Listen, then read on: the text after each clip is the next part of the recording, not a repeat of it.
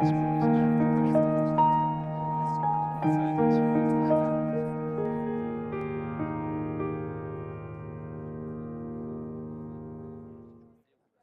a huge difference between India and the West, partly just because there aren't many psychiatrists in India. I mean, I read this statistic in the New York Times recently which said that there are 4,000 psychiatrists for more than 1 billion people in India.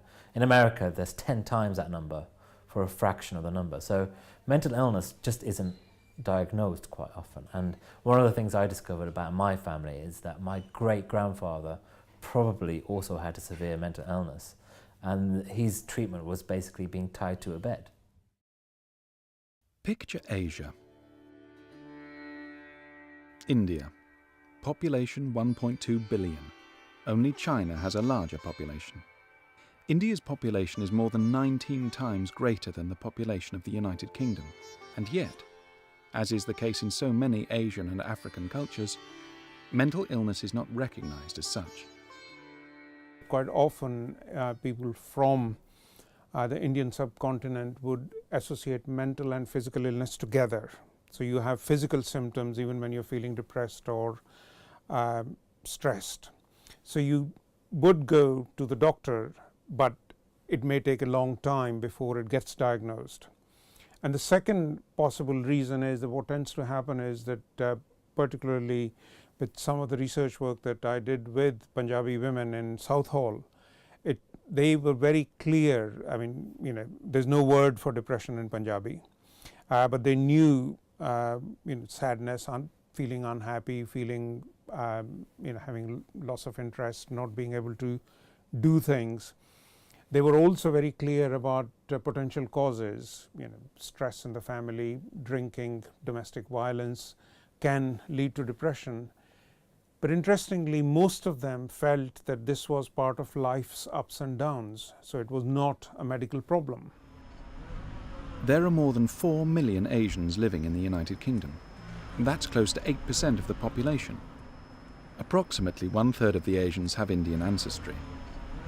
While Asians are spread out throughout much of the country, Greater London, particularly the western boroughs, is home to many families of Indian descent. Outside of India itself, the largest Gurdwara, a Sikh temple, is located in Southall, in the borough of Ealing. Southall is also home to the largest Asian community in London. A lot of doctors are aware, and even in India now, the kind of current generation are very aware of depression, they're very aware of stress, they're very aware of counseling. So quite often people would seek out. And when you go to the temple, for example, it's a culturally specific counseling. It's kind of cognitive behavior therapy, which is kind of trying to change your way of looking at depression and sadness and unhappiness. Part of the challenge for us as health professionals is to train the religious folk, religious healers and religious leaders, to see what level they can deal with and what level would require medical intervention. Certainly there's been some very interesting work done in Trinidad where the imams were very clear, and they will tell me that this is the level I would treat and this is the level I would ask them to go and see a psychiatrist. Similarly, in Trinidad, an Obia man was very, very clear as to what kind of conditions he would treat, and he made it very clear that he would not touch addictions. He would not deal with schizophrenia because those were the conditions which needed medical interventions. Pam Kaur has lived in the United Kingdom for 30 years. Her mental health problem, postnatal depression or PND, began after the birth of her second child, a daughter. Contrary to what many people believe, postnatal depression frequently is not an illness which just goes away in due course. I crying all the times. Because of the second girl born, it was a cesarean section, because in Asian family, if you have got only daughters, not son, they think it's not good. Because I know when the first girl born, everybody loved me because it was a different behavior when the second girl born. Because some Asian people think the boy is very important for the family. So I didn't notice it. I did not notice I have got a depression. When I went to the hospital, doctor, he told me the postnatal depression started it. So I tried to go to the hospital and doctor, but I was not recovered. I like to hide in my one rooms, I'm not like to in front of the papers. I feel so lonely that times. I'm not like the people when they are talking, laughing. I think why they are laughing, why are they talking? Because it's like the everywhere like the dark. I feel everything's dark, nothing for me, that day. When I remember these days, I know it was very hard. I can't feel hungry. 3-4 days I slept all the times, because the doctor gave me the sleep tablets, because my family look out, my sister-in-law look after me a lot. She comb my hair, she give me a bath, everything. You have to understand, if you feel like that nobody for you, you have to make confidence, meet another people, going out and read books and learn lot of things more. You have to self-help. If you self-help, it's you can better. In India, the society is in transition, so things will take time to settle down, and more people are becoming aware of psychiatric problems, as I said, about depression, about counseling, about stress. So in the years to come, obviously the demand would increase, and people's way of seeking help would change and shift. I think the burden of psychiatric disorders everywhere is much greater than that of heart disease and of cancer, irrespective of where you are. So it is important to bear in mind that we know that the rates of diabetes and hypertension are very high among South Asians, and we also know that people who have diabetes or hypertension are between 3 and 4 times more likely to develop depression. So if you're depressed and you have diabetes, it's very difficult to control diabetes. It's people, as a result of hypertension, if they develop chronic renal failure, they're 6 times more likely to have depression. If somebody has got a depression, I like to help them, because I know how I was feeling when I have got a problem. I like to help other people. Pam volunteers in a clinic which attempts to bring together other women who also suffer from depression. Getting the women to participate in the group frequently is a struggle, especially at the outset. The first few days they are very shy, they are not allowed to talk. After that they understand, they started talking us. Yeah, we enjoy our group there. Part of the challenge for us as mental health professionals is to educate right across the age spectrum. Mental health is everyone's business. So we need to start at school level and go on to old age. And we know there is evidence that bullying causes problems. So if we can stop bullying in schools, we can reduce that. We know that children who have conduct disorders in childhood are 6 times more likely to develop personality disorders. So we need to intervene then, and if we can invest and stop that, then in the long run every pound invested in public mental health will save us £6.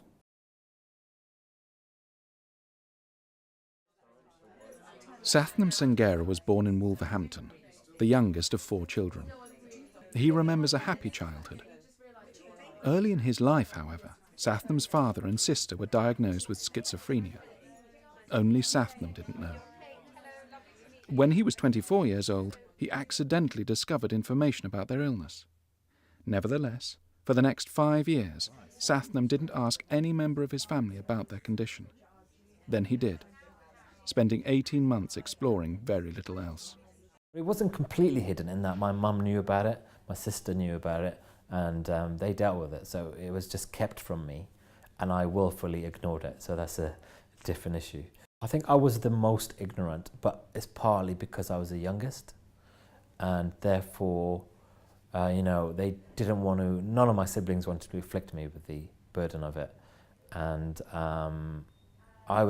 there's quite a big gap between me and my siblings. So they dealt with it really, and I think they all wanted to spare me.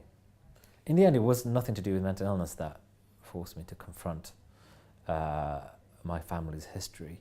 Basically, I was under quite a lot of pressure to have an arranged marriage, and for very complicated reasons, I thought that I would confront my parents by writing about it and writing about them. And I knew that in the event of a confrontation about marriage, my mum would say, "Oh, if you knew what I'd been through, you wouldn't do this," which is what she always used to say in a vague way. One of the most painful things I discovered about my family and my father was that when he got diagnosed, his mother, who wasn't educated, basically blamed it on my mum and said, "Oh, you've put a spell on him, which is why, he's ill." And so not only was she married at the age of 16 to a man she didn't recognise who was violently mentally ill, but then she was blamed for it, which is not uncommon. The mere act of the fact that I took out a year and a half of my life to sit down and talk to her about what she'd been through and to write about it, I think she understood that I was coming from a place of love. And the whole book was basically a conversation between me and my mother. In 2008, The Boy with the Top Knot was published. It became a bestseller. It was Sathnam's story. I feel like it's a great privilege to sit down with your parents and ask really awkward, painful questions, because often that's the big regret when people die, is, "Oh, I didn't talk to my parents about their story." And I not only did that, but then it got printed, and then everyone who's ever been involved with their lives has come to talk to me, and it's an amazing privilege, an amazing process of kind of therapy for me, and it's also a lovely feeling that you might have helped other people. Sathnam says in India no one would ever have confronted the issue. You still hear a lot of ignorance, or come across a lot of ignorance when it comes to mental illness, and I get the feeling that people don't really want to confront it. I actually found, when I was writing the book, there was almost no literature about mental illness in India, the whole of the subcontinent, almost no books. And in part of the reason I think perhaps that mental illness was never seriously confronted, hasn't been seriously confronted in India, is because they've got so many problems. And you could say they've got bigger problems. I mean, survival is a big thing, or has been a big thing, but as people become wealthier and healthier, I think mental illness will come to the fore and people will start dealing with it in order so that people can have healthier and more meaningful lives. Problem with talking about schizophrenia is that no one really understands why people get it. When you look at the science, all there is trends. So there's weird things like people from cities get it disproportionately than people from the countryside, and people from higher caste backgrounds in India seem to get it much more than people from low caste backgrounds. And another very strange thing is that people with schizophrenia almost never get rheumatoid arthritis, but no one knows why. And obviously it runs in families, but equally a lot of people who get it have no family history at all. And if you have two twins and one of them has schizophrenia, there's only a 1 in 4 chance that the other one will. So even the genetic explanation, or the it runs in families explanation, doesn't really stand up. I think it's that ambiguity and doubt that leads to people not talking about it, and also leads to the development of superstitious explanations for why people get ill. I think it's slowly changing. Well, the world is generally changing about mental illness, but the pace of change in the Asian community is very, very, very slow.